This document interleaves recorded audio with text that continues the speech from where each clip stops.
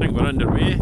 Yep, we are. Good stuff. Here we are, the fleet of Rovers. Just to give you a glance round. Sitting up here at the croft. Now, full disclosure, they've all been here since before COVID. Can't quite remember when. You'll see that the silver one here has got a nice moss effect on the plastic there, but I'm sure that'll just wash off and polish up.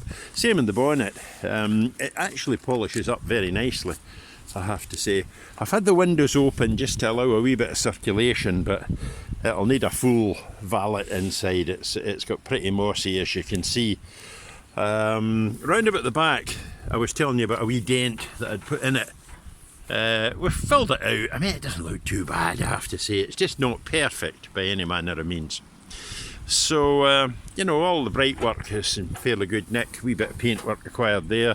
There's some spares come with it, bits and bobs that I've had, so you can always make that work too. And there's plenty of other spare bits lying about on the other Rover here that we could make. Anything that's not going so good. You know, we've got lights, we've got just everything really.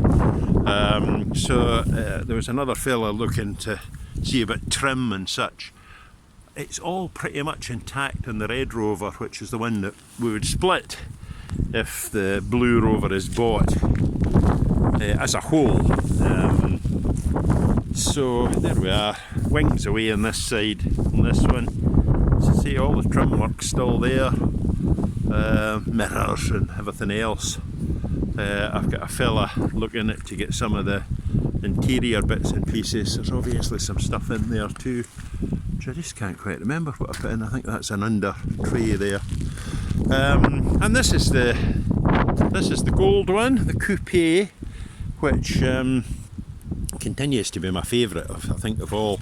It's a big GT, but yeah,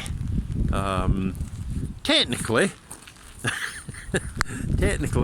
somebody did buy it, but they never came to get it, so I think practically it's back to being mine again. So that's the trio. There we are.